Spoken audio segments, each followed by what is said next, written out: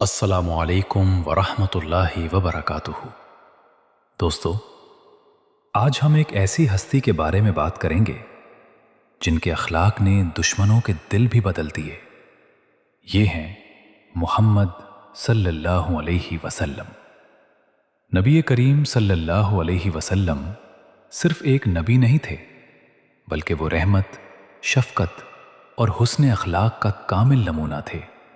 آپ صلی اللہ علیہ وسلم کا اخلاق ایسا تھا کہ جو بھی آپ سے ملتا وہ آپ کا گرویدہ ہو جاتا۔ ایک دفعہ ایک بدو آیا اور اس نے نبی صلی اللہ علیہ وسلم کی چادر کو زور سے کھینچا، یہاں تک کہ نشان پڑ گیا۔ صحابہ رضی اللہ عنہم غصے میں آ گئے، لیکن نبی صلی اللہ علیہ وسلم نے نہ غصہ کیا نہ بدلہ لیا، بلکہ مسکرا کر اس کی بات سنی اور اس کی ضرورت پوری کر دی۔ دوستو، یہ ہے اصل اخلاق۔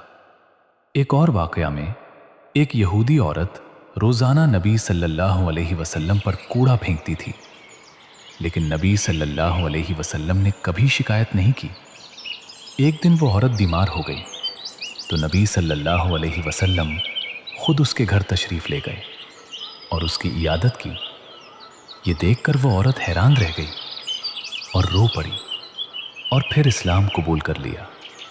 دوستو، یہ وہ اخلاق ہے جو دشمن کو بھی دوست بنا دیتا ہے۔ نبی صلی اللہ علیہ وسلم نے فرمایا، میں حسن اخلاق کو مکمل کرنے کے لیے بھیجا گیا ہوں۔ آپ صلی اللہ علیہ وسلم کی زندگی میں غصہ کم، رحمت زیادہ تھی، سختی کم، نرمی زیادہ تھی۔ اگر کوئی غلطی کرتا تو آپ صلی اللہ علیہ وسلم اسے معاف کر دیتے۔ اگر کوئی آپ صلی اللہ علیہ وسلم کے ساتھ برا سلوک کرتا تو آپ صلی اللہ علیہ وسلم اس کے ساتھ اچھا سلوک کرتے۔